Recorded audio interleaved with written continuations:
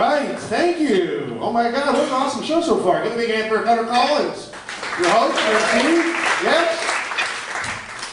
Oh man, there's nobody sitting in the front row. I know that technically makes you guys the front row, but it's weird to me. I don't know what happened in the 80s or the 90s that made, like, that there's this, all of a sudden, this, like, PTSD comedy club thing that people have. Everyone's afraid to sit in the front row, like, they're gonna make fun of us, I don't wanna go, I don't wanna go. Don't worry, no one's gonna make fun of you, you'll be fine. But, you know what, I bet there are a lot of strippers out there that wish that their audience had the same fear of the front row that comedy club audiences have, you know? Like, if you ever go to a strip club, man, the front row is like a magnet for perverts, right? Well, you know what, I think it would be almost refreshing if you went to a strip club and the dancer just took out a microphone and started making fun of the people in the front row, wouldn't that be? That'd be refreshing. I'd like to see that, you know? She just takes out a microphone and is like, well, hey, well, what's your name? Where'd you get that shirt? Oh, did you lose a bet or something like that? Where are you from? I'll talk much slower then. You know, all the standards, you know. She's not amazing at her crowd work. That's not what she got the gig for. That's good.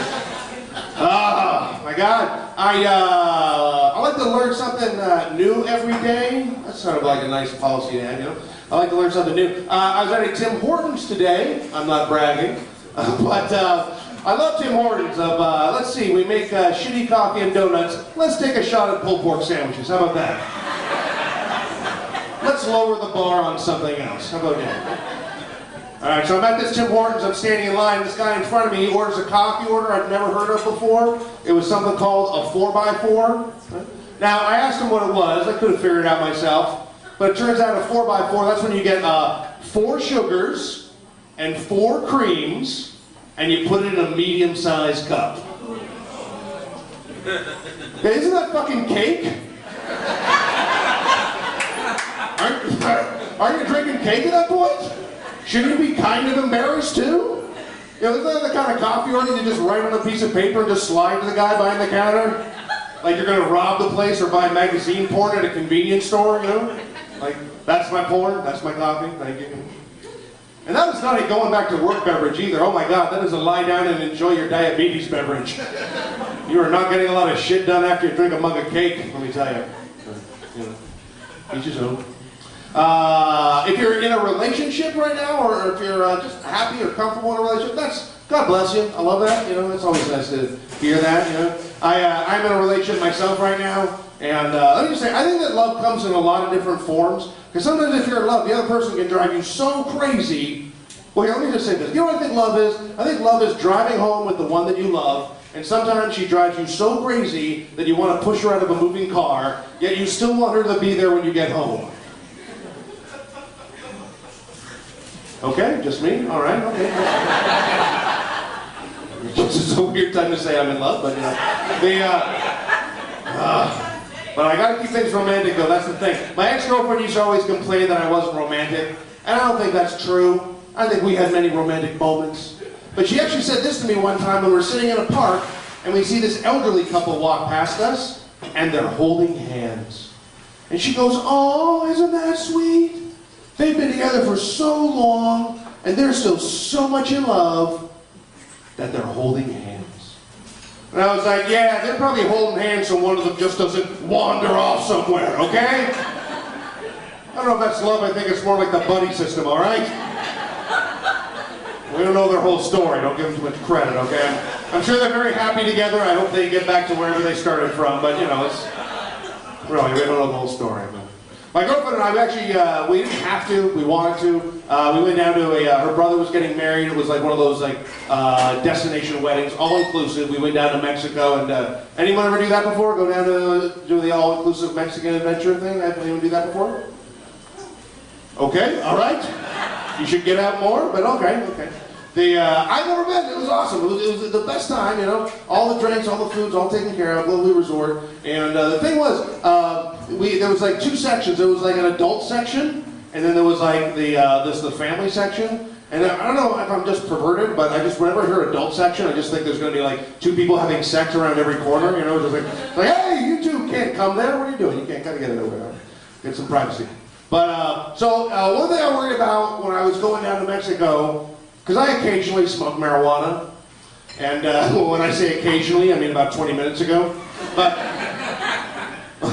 I wondered where am I going to get marijuana when I'm down in Mexico? Well, you do not need to worry about that at all, right? You just, okay, wherever the beach is, like the first quarter of the beach, that belongs to the resort. The other 3/4 of the beach up to the water, that just belongs to Mexico, right? So you get these guys that just walk up and down the beach, and they're selling cigars, you know, they're selling sunglasses, t-shirts, jewelry, and like I said, and cigars. So what happens if you go up to one of the guys selling cigars, or if they come up to you, basically it's like this. Excuse me, senor, would you like to buy some cigars? No, that's quite all right. Marijuana, cocaine? Whoa, that escalated awfully fast. There was no moment of like international hand gesture for smoking a joint, or tapping the nose for cocaine, or are you cool, or are you a cop? No, boom, marijuana, cocaine. Right? And one thing is the reputation of Canadian weed is very, very good, okay? And so as soon as they find out that you're from Canada, you immediately get one of these doctors, I got good news and I got bad news speeches, right? So he finds out I'm from Canada and he's like, you're from Canada, huh? Well, I got good news and I got bad news.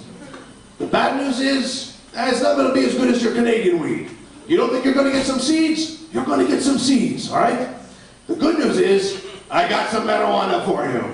Like, whoa, that's the only good news I'm looking for. That's great. Right? That's the NAFTA free trade agreement at work right there, right? It's awesome, man. But you got to go off the resort too, man. You just can't stay on the resort. That's what I did. I got off the resort, and man, if I thought I was a magnet for marijuana and cocaine on the resort, oh my God, there's a gringo with a fucking target on his back walking through that resort, right? So walking through, and as soon as I turned down, it was like, hey, Blue Jays, Maple Leaf, marijuana, cocaine. I was like, no, it's okay. And then then they move on to, hey, do you want to meet some women, right? Women, right? And I was like, no, that's quite all right. And then as I'm walking away, I actually hear this, men? It's like, no, that's quite all right. And then as I'm also walking away, right out of like an 80s movie where a bunch of teenagers go down to Tijuana and lose their virginity, I actually hear this, do you want to meet my sister? It's like, ooh, first of all, why would that be a selling point? Why would that make me any more encouraged to pay for sex? I do want to pay for sex, but only with a woman who has a shitty brother. That's what I'm looking for. And I want to support a family business, don't get me wrong. One thing I recommend to them, if you do go down, and if you do go to one of the marketplaces, do not buy anything first. Don't buy it. If you see something cool, don't be like, hey, I want to buy that, right? I'll buy it right away. Because you're going to see 60 or 80 of the exact same thing, you know, the farther you get into the market. And this is my favorite sales technique when I was down there. You look at jewelry and some guy would be like, hey, would you like to do are you interested in something? No, that's quite all right. And you get this one. Sir, I have to tell you, the boss, he's out of town right now, and he's gone away early, and I can give you a better price on what you're looking at. I was like, no, that's quite all right, that's fine. But I never understand that sales technique. Like, the boss is away, so I'm going to give you a better discount? Like, isn't the boss going to come back tomorrow and he's going to notice a discrepancy in what you sold and how much money you brought in? That's kind of a weird sales technique. Like, it's like whenever I watch a porn movie and the guy comes over to fix the pipes and then the woman doesn't have enough money to pay him, she gives him a blowjob, and so now she doesn't have to pay for the pipes. Like, I'm always like, is that guy an independent contractor? Like, is he hired by another guy to go to that woman's house? Is he going to have to go back to his boss and give his boss 20% of the blowjob that he just got? I know it's porn and I should probably just jerk off, but there's a story here. I just want to get it straight. You know? I believe in consistency in my movies. You know? Anyway, you guys have been an awesome audience. You got a great show ahead of you. Thank you very much, everybody. Good night. My name's Dave. Take care.